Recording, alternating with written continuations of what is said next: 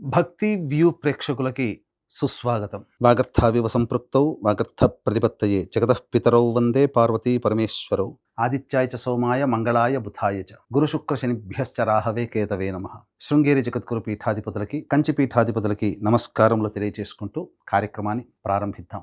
నవగ్రహాల్లో అత్యంత శుభకరుడైనటువంటి గురువు మిథున రాశి నుంచి కర్కాటక రాశిలోకి అతిచార ప్రభావం వల్ల 18 అక్టోబర్ నుంచి 5 డిసెంబర్ మధ్యకాలంలో సంచారం చేస్తున్నాడు. కాబట్టి ఈ సంచార ప్రభావం వలన ద్వాదశ రాశులలో జన్మించినటువంటి వారికి ఎటువంటి మార్పులు జరుగుతాయి, జీవితంలో ఎటువంటి నిర్ణయాలు తీసుకోవాలి, కేవలం ఒక్క గురుగ్రహ మార్పు వలన ఇంతటి మార్పులు జరుగుతాయా జీవితంలో, లేదా రవి కుజ శుక్రగ్రహ ప్రభావాలు కూడా ప్రభావాన్ని చూపుతాయా అనేటువంటి విషయాల గురించి క్లుప్తంగా తెలియజేసే ప్రయత్నం చేస్తాను. ఎటువంటి పరిహారాలు పాటించాలో కూడా తెలియచేసుకునే ప్రయత్నం చేద్దాం. నవగ్రహాలలో అత్యంత శుభకరుడైనటువంటి గురువు 18 అక్టోబర్ నుంచి 5 డిసెంబర్ వరకు కర్కాటక రాశిలో సంచారం చేస్తున్నాడు.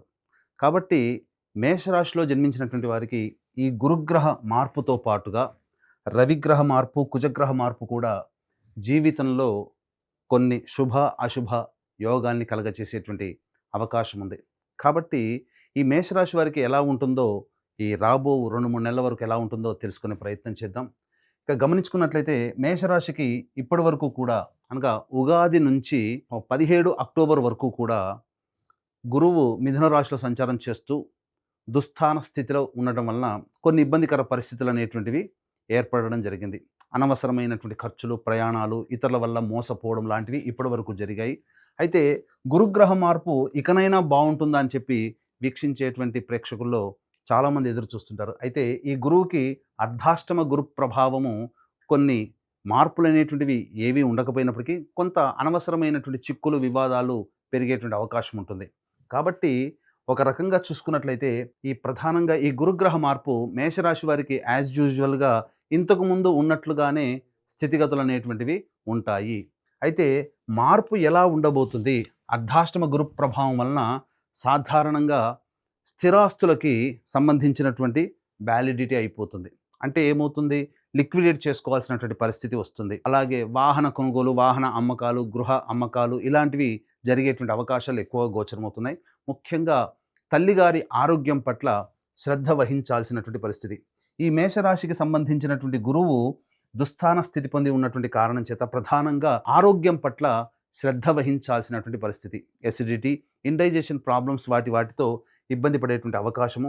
అంతేకాకుండా ముఖ్యంగా ఈ గురుగ్రహ మార్పు వల్ల రాజ్య పదవిలో మార్పు, అంటే ఉద్యోగంలో మార్పు కానీ లేదా బదిలీలకు సంబంధించినటువంటి విషయాలు కానీ జరిగేటువంటి అవకాశం ఎక్కువగా గోచరమవుతుంది. ముఖ్యంగా ఖర్చులు కూడా ఎక్కువగా ఉంటాయి. అయితే ప్రధానంగా గమనించుకున్నట్లయితే ఈ యొక్క మేషరాశి వారికి ఆల్రెడీ వీళ్ళకి ఏలిన నాడిశని ప్రభావం అనేటువంటిది ప్రారంభమైంది. దీంతో పాటుగా గురువు ఇంకా అతిచారముతో ఈ 4వ రాశిలోకి ప్రవేశం చేస్తున్నటువంటి కారణం చేత కొన్ని ఇబ్బందికర పరిస్థితులు. కాబట్టి విద్యార్థులు చాలా కష్టపడితే తప్ప శుభ ఫలితాలు పొందలేనటువంటి పరిస్థితి. అంతేకాకుండా ప్రధానంగా చేస్తున్నటువంటి వృత్తి ఉద్యోగాల్లో మార్పుని కోరుకోవాలని అనుకుంటారు.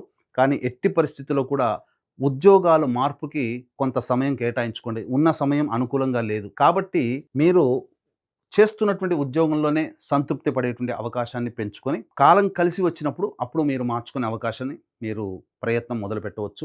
అయితే ఇక్కడ గమనించుకున్నట్లయితే ఈ యొక్క మేషరాశికి సంబంధించి రవి కూడా, ఈ రవి 18 అక్టోబర్ నుంచి 16 నవంబర్ వరకు తులారాశిలో సంచారం చేస్తున్నటువంటి కారణం చేత మూలిగే నక్క మీద తాటిపండు పడ్డట్టుగా ఈ యొక్క రవి ప్రభావం కూడా ఉద్యోగంలో కొంత ఆందోళన, అలాగే ఎవరితో అయితే కలిసి పనిచేస్తుంటామో 27 అక్టోబర్ వరకు కుజుడు తులారాశిలో స్థితి పొంది ఉండడం, ఈ కారణం చేస్తా ఎవరితో కలిసి పనిచేస్తుంటారో జీవిత భాగస్వామి కావచ్చు, వ్యాపార భాగస్వామి కావచ్చు, లేకపోతే చేస్తున్నటువంటి వృత్తి ఉద్యోగాల్లో మీ సహోద్యోగులు ఎవరితోనైనా కానీ కాస్త లౌక్యముతో వ్యవహరించండి. వివాదాల జోలికి పోకుండా మీరు సౌమ్యంగా మీరు మీ పనులు కనుక చక్కబెట్టుకుంటే చాలా మటుకు ఉన్నటువంటి సమస్యల్ని పరిష్కరించుకోగలుగుతారు.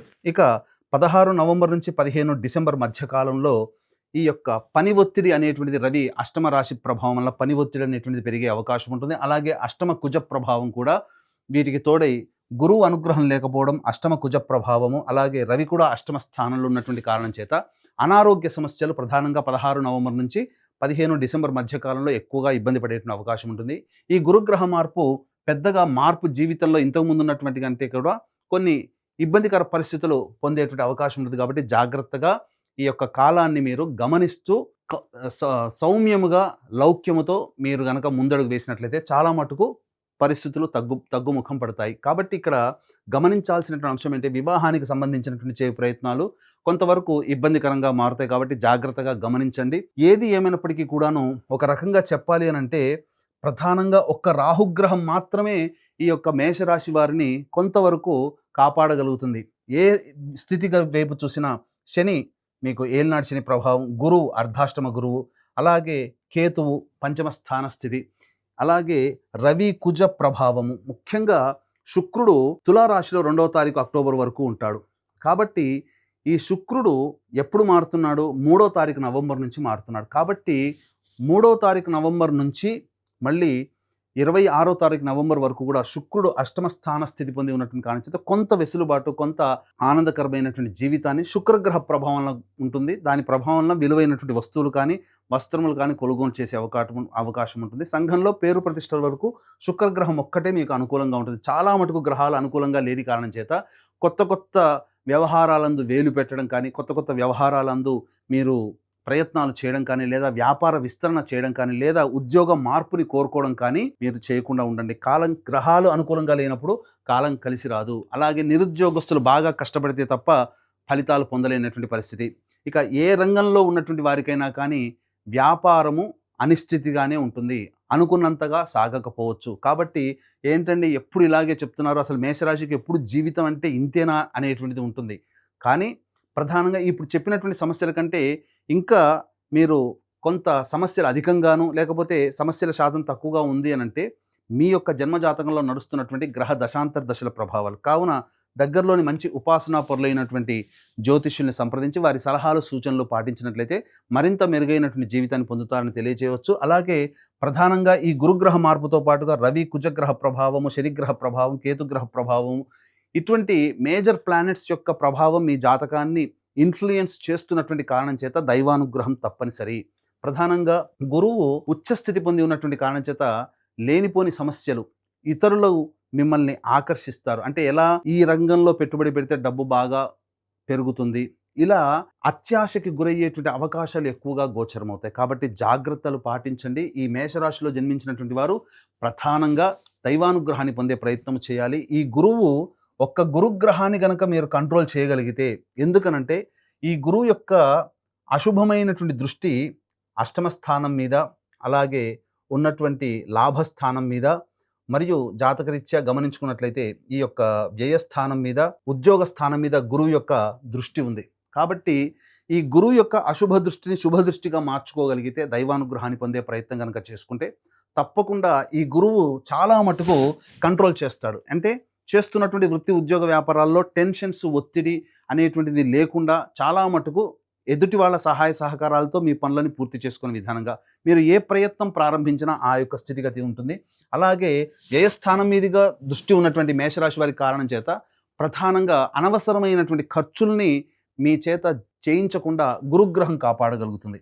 ఇక అన్నిటికంటే ఈ గురుగ్రహం మార్పు ప్రభావం వలన ఆరోగ్య సంబంధమైనటువంటి సమస్యలు వస్తాయని చెప్పాం. కాబట్టి ఎందుకంటే గురువు పంచమ దృష్టితో అష్టమ స్థానాన్ని వీక్షిస్తున్నటువంటి కారణం చేత, ఈ కారణం చేత వచ్చేటువంటి అనారోగ్య, ఉద్యోగ, ఆర్థిక సమస్యల నుంచి బయటపడడానికి మీకు మార్గము గురువు యొక్క అశుభ దృష్టి నుంచి శుభ దృష్టిగా మారే అవకాశం కలుగుతుంది. కాబట్టి ఇట్టి గురువు యొక్క అశుభ దృష్టి నుంచి శుభ దృష్టిగా మారాలనేటువంటి సదుద్దేశంతో మన పీఠం ఆధ్వర్యంలో ఈ యొక్క 18 అక్టోబర్ నుంచి 5 డిసెంబర్ వరకు 3 పర్వదినాలు సంపూర్ణంగా వస్తున్నాయి. అంటే 5 నవంబర్ రోజున కార్తీక పౌర్ణమి సుప్రసిద్ధ కాశీ క్షేత్రంలో, అలాగే 20 నవంబర్ కార్తీక అమావాస్య శ్రీశైల క్షేత్రంలో, అలాగే 5 డిసెంబర్ 4 డిసెంబర్ మార్గశిర పౌర్ణమి ఆ రోజున దత్తక్షేత్రంలో సర్వదోష నివారణ పూజలు, హోమాలు జరిపించి శక్తిపాతం చేసినటువంటి మాలని మీకు ఇవ్వడం జరుగుతుంది. అవకాశం ఉన్న వాళ్ళు కార్యక్రమ తదనంతరం కాంటాక్ట్ చేసి మీ గోత్రనామాదులు నమోదు చేసుకోవచ్చు.